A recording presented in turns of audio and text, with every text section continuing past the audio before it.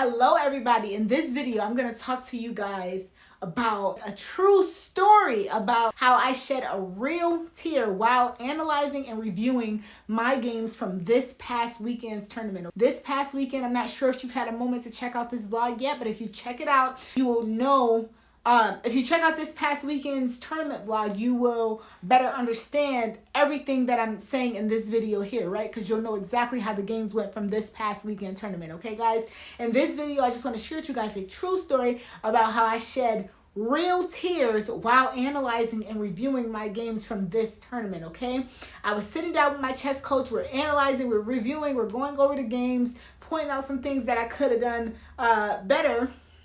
And guys, I kid you not, I've never seen a set of games or a group of games where there were clear answers. These were not some crazy moves. These were not some, only the computer or, super genius GM could see these moves. It was nothing like that. These were very, very findable moves for me if I'm in my right mind instead of foggy mind, which for whatever reason, my mind was just foggy this past tournament. For whatever reason, I could not tell you, but we're sitting there, we're going over the games, we go over game one, and in this vlog here, I talk about how my queen got trapped in game one. Turns out, guys, it was not even trapped. There was a clear square that the queen could have went to. A clear square. Like, this was not some crazy, brilliant, non-findable move. The queen had a square to go to. As you know, I got to keep it all the way real with y'all. And as much as it hurts me and pains me to show this position and tell you guys what I actually played versus what was actually available to me, I got to share it with you guys. I got to share with you guys the good and the bad. As you can see, I'm black in this position. I have a queen here on h2. My opponent just played knight to d4 here. And in this position during the game, I keep telling you guys that for whatever reason, this particular Saturday, I was just not 100% locked in. I don't know if it was the content. I don't know if I was just, I think it was the content. I was worried about a lot of different things at once. But for whatever reason, guys, I seen knight to g4 and I looked at the position, probably not for long enough. Because again, even to end up in this position, my opponent didn't do anything necessarily great or amazing for me to be in this position that I'm in right now. I just queen h2 from the beginning was not a great move, but everything else I'm doing pretty much okay here. He still got his king in the center of the board. I got these rooks looking at the king and the queen, so I do have some opportunities here. But I think queen h2, even going there from the beginning was a mistake. Well, it definitely was a mistake, but it was a really bad move. But here we are. Knight goes to g4, guys. I have this move. I have a move here. This doesn't take a brilliant brain. This doesn't take a grandmaster. This doesn't take, the computer, nothing. The move is clearly queen to c2, right? That saves the queen. She has no other squares to go to. She can't move back here because rook takes. She can't move back here because knight takes. So clearly I have this bishop here on g6. The move was queen to c2, and then my queen gets out alive. But for whatever reason, guys, I did not find such a simple move, and ultimately I elected to capture the rook, and this is the game that began my tier accumulation. Okay, so anyway, I did not find the move queen to c2 for whatever reason. Like I said, this tournament, I think this was by far one of my not so great tournaments since I've gotten back into chess. I just think it was just a matter of not laser sharp focus. And this tournament reminded me of how laser sharp focused you have to be if you sit down at that board. Anything other than ready to battle, ready to play. If you think you're just going to breeze through these games, you got something else coming. So, guys, this was the move, right? Queen to c2. I did not find it. I saw a ghost. I thought my queen was trapped, and I ultimately elected to capture his rook because I thought my queen was trapped there. And as you know, in this exchange, I just exchanged a queen for a rook, and now I am down significant material, and I am lost here. So, guys, that was the first blunder and the worst blunder that my coach and I went over. This was the first blunder and the very worst blunder that we went over. When he was sitting there, we're looking at the game, and he goes, he's looking at it, and after we talked about why Queen H2 was a bad move, he just goes, "What's wrong with this move? Queen of C2." And that was the moment I got it from the table. I was just like, wow, I can't believe I didn't find that. I'm like, I'm done with chess. Chess is crazy, da da da da. But it was more so, about the fact that I didn't find a move that I'm more than capable of finding. It just shows me that I was not focused this tournament. Period, point blank. This is a very findable move for me. My entire reaction was all about, even my eyes watering when I figured out there was a move here. That was just all about me understanding and knowing that I am capable of finding this move. I simply was not focused enough to find it. So that is why this bothered me so much. So guys, this is game one, and this is the worst of the 3 blunders that I made last Saturday, because as you can see, my queen is not trapped and my queen does have a square to go to. And I think if I go here, I have a pretty good game. But again, I do think I would have lost anyway, because I was not playing my best chess this day for some reason.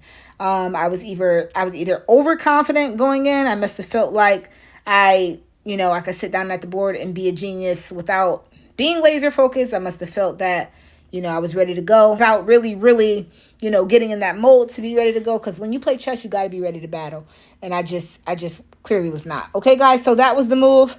And that was the worst of the 3 blunders. I left it to go queen captures rook, and then he just won the exchange with knight captures queen. Okay, guys? So that is the worst of the 3 blunders, and that is what caused my eyes to start watering. This is game 1, so this is the game that we reviewed. This is the first game that we reviewed because it was the first game of the tournament. And from reviewing this game, my eyes were watering. I was so upset. I was just so upset. And again, I wasn't upset because I'm a crybaby. I was upset because I am more than capable of finding Queen C2. I just didn't for some reason with this particular tournament. Okay, guys? Back to the video, and I will see you there. Game 2, you guys already know that I won that game, but I still felt foggy, and the fact that the queen had a square to go to kind of proves that my mind was foggy, because I kind of just assumed that it didn't. Maybe I looked but didn't really look. I have no clue. All right, so that really ticked me off. And mind you, that's game 1. So that's the first game that we went over when we sat down. We're going over the game and whatnot. And I'm just like, when I found out that my queen had a square to go to, I actually got up from the table. I was tripping. I was like, I'm done with chess. I can't believe this. My queen had a square to go to. I'm done. Obviously joking. Obviously overreacting. Obviously being dramatic. I'm like, I'm done with chess. I'm not playing this game no more. I can't believe this. You know what I mean? But I could not believe that my queen had a square to go to, because in that game, I thought my queen was trapped. I saw a ghost again. So boom. That was game 1. We went over. Game 2, I won. But again, I was foggy. Game 3, in the vlog, I mentioned how game 3, I was outplayed. And I would still say that I was outplayed, but at least I learned the move that I did have. In the game, I never even thought to make that move. I do think that I would not have found that move, but it was such a simple move that, I was still ticked off, but it was a move that I was not even thinking about. So I appreciate my chess coach to point that out to me, so that now that I know if I'm in that situation again, I do know what I could do about that particular square, so I don't have to give up that square completely. My pawn could have just captured his pawn. I would have been okay. And then game 4, where I lost, or I thought I lost, because I made up my mind before actually seeing the position on the board. I had a clear move. And again, in my right mind, it's not a difficult move to find. For whatever reason, this weekend, I was just super foggy, and I paid a price as a result. This is game 4 blunder. Okay, guys, my opponent just made the move bishop to b2. Okay, the queen and the bishop is looking at mate on the g7 square, so I played the move f6, stopping, my opponent from checkmating me, okay? Now, guys, before I made this move, I already knew that my opponent would play the move rook to d1, right? I already saw this move coming. But in my mind, I already knew as soon as my opponent attacks my knight on d7, I'm just going to simply counterattack their rook on f2. But, guys, I had this move made up before I even pushed f6. Before I pushed f6, I knew my opponent's next move was rook to d1. I already knew it. I knew that was his next move, and before allowing the position to even come to the board, I already made up my mind before ever even seeing the move that my response to rook d1 was going to be queen c5. So the problem with that is when you make up your mind before even seeing the play on the board, sometimes when you see it on the board, you like, if I would have taken my time instead of already having a predetermined move in my mind, I would have seen that this doesn't work. Why doesn't this work? Because when the rook comes and captures my knight, I cannot go ahead and capture his rook. Why can't I capture his rook? Because he's looking at checkmate. I would get mated if I capture his rook, right? So had I taken my time and actually analyzed the board and not already having a pre-made move in my mind, okay, this isn't speed chess. I'm not playing 1 minute chess. There's no reason to pre-make up moves in tournament play. Okay, guys? But as soon as he went rook to d1, it took me half a second. I played this immediately. Like, you know what? You're going to attack my knight. I'm going to counterattack you without even allowing to see the position on the board. If I would have took a second and looked at the position, I would have realized, hey, I can't go queen to c5. Why? Because his rook takes, and at the same time, he's threatening mate. So I can't even win material on f2, right, guys? But because I already had the move made up in my mind, I played it instantly without even analyzing the position, and therefore that cost me the game, okay? When in reality, guys, right, the move f6 stopped the checkmate, right? Let's look at this move, rook to d1. Rook to d1 is actually a blunder, and had I not making up my mind so fast to go there, I would have seen that rook d1 is a blunder. Rook d1 is a blunder because you're not attacking anything. I don't have to go, you're not attacking my queen. I don't have to go queen to c5. I don't have to go queen to c5. I don't have to protect my knight. You're not attacking anything. Okay, guys, so had my mind not have been pre-made, I would have taken a second to analyze the position and say, oh, I can't counterattack his hanging piece on f2 because he's also looking at checkmate. Had I taken a second, guys, I would have found the move e3. Simple move. Clearly wins the game, guys. And this is why tears came to my eyes reviewing the games from this tournament. Tears came to my eyes from reviewing the games to this tournament because I know that I am a better player than the player I was at the tournament this weekend, right? I know if I take my time, I know for a fact I find the move e3. It's not a difficult move. It doesn't need a grandmaster or super genius or a computer to find the move e3. It's not the most difficult in a move in the world. It's just not. Okay? But because I had one of the worst tournaments since I've been back into chess this past weekend because I just simply was not focused enough. Okay? I don't know if I thought I was just going to get in there and be Bobby Fischer. I don't know if I thought it was going to be easy. I don't know what I thought. But I was not focused how I should have been. So rook to d1 actually loses, guys. Had I taken my time to actually analyze the board and not already had my mind made up with queen c5, I would have took a second. I would have analyzed the board and I would have immediately played e3 because e3 wins automatically. It wins automatically. Rook d1 is actually a mistake. And even worse than a mistake, rook to d1 that he played here, that's a blunder. Because after I go e3, where are you going with that rook? First of all, if you take my queen, okay, I just take your rook. And how do you stop my pawn from queening and checkmating you? If you try to stop it with the queen here, I simply put my rook here, check. You gotta check, so you have to take, and then I take back, and that's checkmate, right?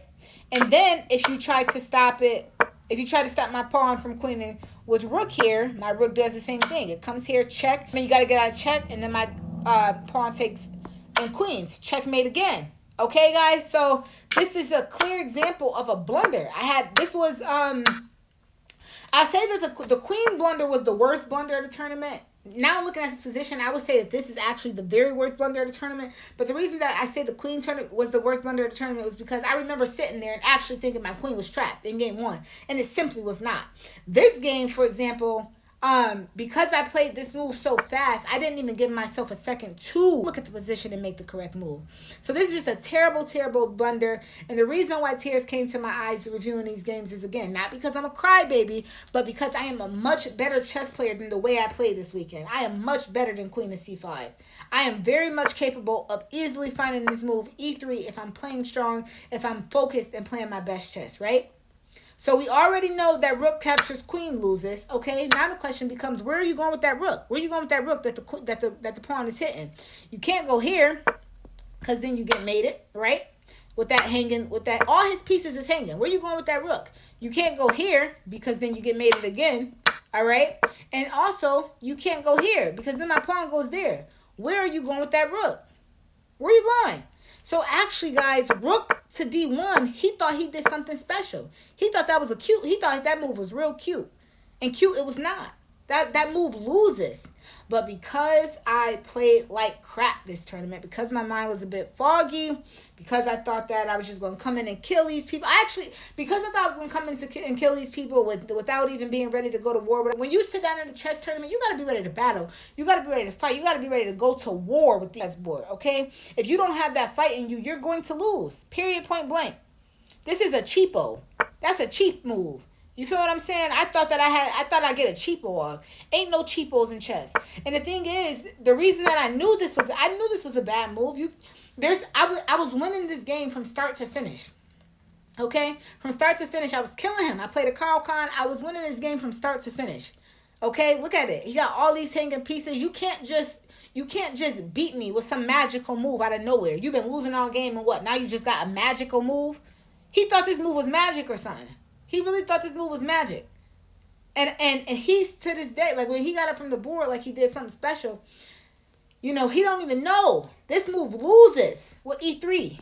And that's not a computer move. That's not something that's difficult to find. That is a very much logical move to find. Okay, he's been getting dominated all game. And DeKayla in her right mind, DeKayla focused, DeKayla, you know, who come to play, finds that move e3 and wins the game instantly. Okay? So guys, this was just a terrible blunder on my part. I went queen here thinking I could counterattack, going for the cheap move, going for the easy move, the quick move. I made the move in half a second without even analyzing the board. And this led to the second worst blunder of the tournament. The queen was the first worst blunder of the tournament. This was the second worst blunder of the tournament. And this is why reviewing these games was so hard for me, because I just know I'm much better than this. It's not even about the outcome of the games. It's just about the simple fact that I am capable of finding every move I was supposed to. That queen move, I am capable of finding the queen, the square that my queen could have went on. In this game, I am very much capable of finding this move e3. Very much capable of it. Tears came to my eyes because I played less than what I'm capable of playing. Because this weekend, for some reason, I just thought it was one of those things where I really thought I was just going to sit down at the board, not have to think a lot, and just kill him. That's really what I thought. But if you think that, you shouldn't even play in the tournament. And it makes it so bad, I was so excited for I couldn't wait for my tournament to start. Like, I was so excited. But I wasn't ready to battle. I thought I was just excited. I was just excited to play. I thought I was going to come in there and kill him. Easy. But no, you got to be ready to fight in chess tournaments, or else stuff like this happens. Stuff like this happens when you're not ready to fight. You go for cheapos, right? Cheapos never win. So, what did he do? He took my free knight. And yes, indeed, it is free, because I can't take there because he mates me. He mates me there, right? So, he takes a free knight, guys, and I have no choice but to protect the mating square with queen to f8. And now I am lost. Why am I lost? Because he has a queen, I have a queen. He has 2 rooks, I have 2 rooks. He has 6 pawns, I have 6 pawns. But what he has and I do not have is he has that extra bishop, right? He has an extra piece. He just took my piece, which is my knight, which means he has that extra piece, which is that bishop. And again, this late in the game, when you go down that much material, it's very difficult to come back from, guys. So this was the game where I blundered. This is game 4 where I blundered my knight and therefore lost the game. And I just didn't have to. The only game that I think I was really outplayed in this whole entire tournament was game 3. And even then, you know, I blundered. I didn't have to blunder, but I did. And but that was the game where I would say, you know what, I give my opponent the edge in that one. You know what I mean? Because, and I only say that because of that e5 square. I felt vulnerable on that square the whole entire game. Now I have some ideas on how to deal with that. But this game here, guys, this was the worst blunder. This was the second worst blunder of the tournament for me. If I would have taken my time and not have pre-decided my move, queen c5, I think I easily find the move e3 and therefore win the game. Okay, guys, so I appreciate you guys watching this video, and I will see you back in the actual video. The very worst blunder was in game 1. The second worst blunder was in game 4, and then the third worst blunder was in game 3. Okay, guys, so I'm going to show you it in order of worst mistake, and worst mistake being the mistake that actually made the tear fall down my eye. So I shed a real tear going over my games from this past weekend's tournament. Game 3, the move was to simply capture on e5, and I think I would have been okay there. Then I had another opportunity to, to even out the game in terms of material. Then I made a stupid blunder, lost time, and therefore lost a piece. All right, guys, this is game 3. This is the blunder that I made in game 3. You could take a look at this position.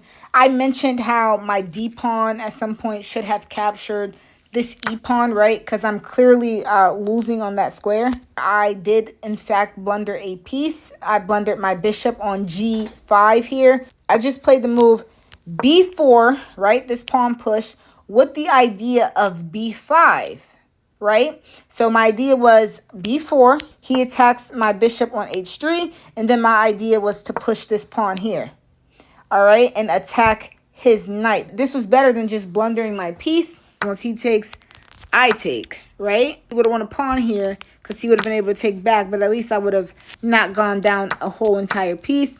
But anyway, that was my idea, the b4 push. When he pushed h6, that I would counter attack his knight there on c6. Guys, however, even though that's what I calculated to do, I'm not sure why, but for some reason, after I pushed b4, he pushed h6. I calculated to push b5 immediately, but instead of pushing b5, I did this. Bishop to h4. And with that move, I allowed my opponent to push g5. Now my bishop is trapped, and this move is no longer the same, right? Because he now has time. He now has time to capture this pawn that I was already weak on, and that's exactly what he did, right? So that was the blunder in game 3. Not sure why, but I totally just, my whole idea of b4, my whole idea of pushing b4 was so that when he went h6, I go b5. But for some reason, I did not play that move. Instead, push b4, he pushed b5. I allowed my opponent to gain time and tempo. Instead of pushing b5 right away, I put my bishop back to h4. He then went g5, and now b5 does not work because he'll simply pick up this pawn, right? So instead, I didn't push b5 then. When he went h6, I dropped down. He attacked me. I knew that I already have lost time, and I knew that this move would now be pointless. There's no point to it. So instead, I just left it to capture the pawn. He captured my pawn. He's attacking my queen, so I obviously have to move my queen. I went queen to a2, and then he took my knight on g5. Takes my piece, and he took a pawn on d4. All right, guys, so that was a major blunder, and it did not have to be. So similar to game 1, if I did what I planned to do after b6, if I simply just push b5, I don't drop a whole piece. So I'm not better here in this game, but that not blundering a whole piece on the G file would have definitely put me in a better position to fight this game. But again, I miscalculated, I mistimed this, and unfortunately, after h6, I dropped my bishop back here, and then he simply wins a piece. Okay, so that was my game 3 blunder, and as you guys know, I went over game 1 with my coach. My eyes are already watery. Game 2, this one wasn't as bad, but it was still a major blunder because now this move does not work because he'll simply just capture there. I have to move my queen somewhere, and then he wins my bishop. All right, guys, so that is my game 3 blunder. And this is part of the reason that I cried real tears reviewing these games, because I do think that I was outplayed in this game, but I do also believe, you know, I am a much better player than these blunders suggest. So that was my game 3 blunder. And let's get back to the video and I'll see you guys there. I actually shed real tears going over this past weekend's tournament games, okay? I cannot make this up. It made me really, really sad that there were moves that I'm capable of finding that for whatever reason my mind just was not there to find. But like I said in the tournament vlog, like, I believe that tournament had to happen. I really, really believe that tournament had to happen because I'm a different level of focus now. I will do the things to not have a foggy brain again. Like, I'm getting to the site early. I'm going to be focused. I'm going to be locked in. I'm going to be ready to go. Like, I think that this tournament had to happen because my level of focus now has just increased tremendously. Now that I know it's not as simple as just sitting down at the board and just starting to play. You got to be laser focused, right? Which I already knew, but this weekend, maybe, maybe I was a little, whatever that weekend, maybe I was a little bit more confident than I should have been, but you had to be locked in. So I truly, truly believe that this weekend had to have happened. Now I'm a different level of focus. I'm a different level of ready to go, a different level of sharp. Brain fog will not be a thing. I have a tournament coming up this weekend. I'm actually happy that happened. I'm happy that I went over those games and seen the moves that I had because it just shows me, like, even when my brain a little bit foggy, I still got moves that I could play, and I'm still, I'm still here. I'm still in this game. So now I'm going to be sharp. I'm going to be sharp this weekend. Like, it's going to be really, really tough to deal with me this weekend.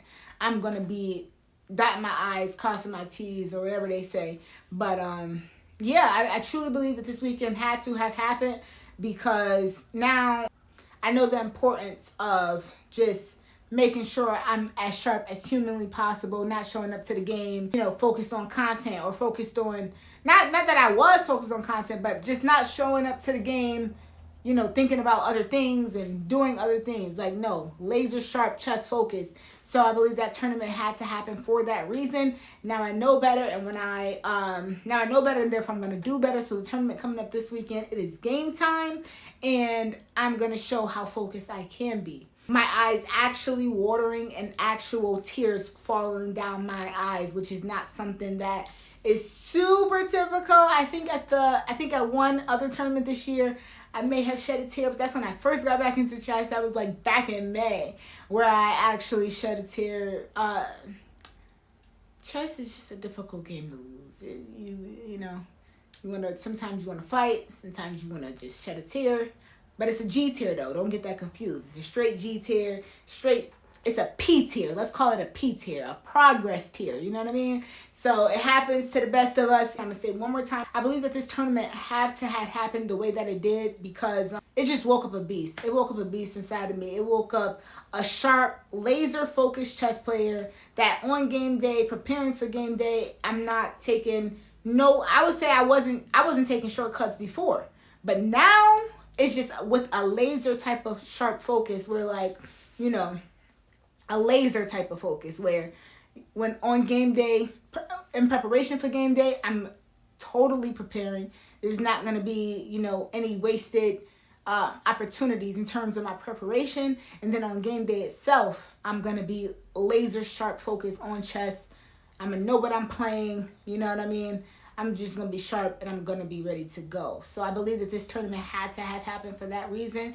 And all those P tiers, progress tiers, those P tiers just pointed me in the way of progress in terms of being laser sharp, laser focused. Because again, I wasn't crying. The tears didn't come down my eyes. My eyes didn't water because I was sad at the result. My eyes watered because I know the type of chess player that I am, and I know that I am fully capable of playing a lot stronger than I did in this particular tournament. Okay, guys? I hope you enjoyed this video. I will talk to you in the next one. Check out the games and tell me in the comment section if you made these silly mistakes, if you would have shed a tear too. Okay, guys? I'll talk to you later, and I got some really cool videos coming out for you guys, and this weekend is going to go a lot better than the previous, okay? I appreciate you guys for sticking around for this video. Talk to you soon. Holla.